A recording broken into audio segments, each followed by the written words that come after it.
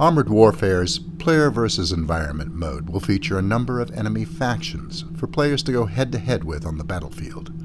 Among them is the Project Liberty Militia, otherwise known as the PLM. With its roots in the anti-consumerist and anti-capitalist movements of the early 2010s, the PLM started small, but its message resonated across the globe. With economies crumbling and a growing number of poor and unemployed worldwide, the inequality between the impoverished and the elite would no longer stand. Despite meriting little consideration at first from the billionaires and corporations they opposed, the group persisted and soon became a global movement. This activist group's outstanding growth was largely attributed to the clever utilization of the internet. Savvy activists took to message boards, forums, and social media sites in order to convince like-minded individuals to join their cause, planning protests and demonstrations to spread their message. Though these organized events were at first peaceful, they became increasingly violent and began to be met with militant force by local law enforcement, sometimes to terrifying consequences. Rather than being cowed by the resistance, however, the activists fought back, growing more sophisticated in terms of their organization. One of the results was that it led to a subset of extreme activist cells.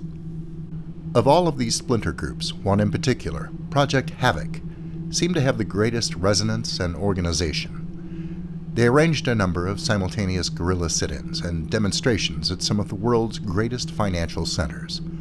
Many of these demonstrations turned violent, and a number of Project Havoc members were arrested. A number of governments began to monitor social media and private electronic communications in order to target the suspected leaders. This, in turn, sparked more demonstrations and riots, generating further animosity and increased force on all sides. What was once a group that was capable of only very loosely organizing riots became a threatening organization capable of staging all-out military operations. Armed with experience and a passionately skeptical worldview, the former leaders of Project Havoc came together to form the Project Liberty Militia. Using similar tactics to the ones they had previously employed in order to find more members, the group continued to seek out individuals who would echo and rebroadcast their message. They spoke about the villainy of the corporate state, about massive student debt in North America, chronic unemployment and underemployment, bankruptcy due to medical bills, lack of access to the health system, and the dangers of unchecked security and surveillance by a neo-feudal oligarchy.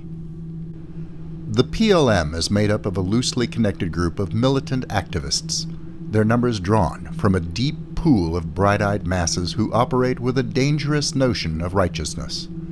While many come from poor or impoverished regions where there is little wealth to begin with, others are university educated and fired up to change the world by whatever means necessary. As many of their members had no work, no options, and no future before turning to the PLM, it has given them a fierce sense of purpose. The individuals who have been recruited into this movement have little military background, if any at all, and even fewer are those that have ever seen live combat, making them primarily a civilian army. Their soldiers are put through a slapdash basic training program where they are taught a handful of by-rote battle drills.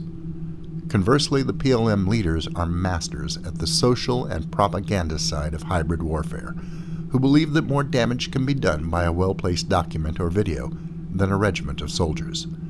This does not mean the organization shies away from military operations, merely that, unlike some other enemy organizations, the PLM masterminds understand that there are more ways to defeat an opponent than just rifles and tanks. Thanks for watching. I hope you were entertained.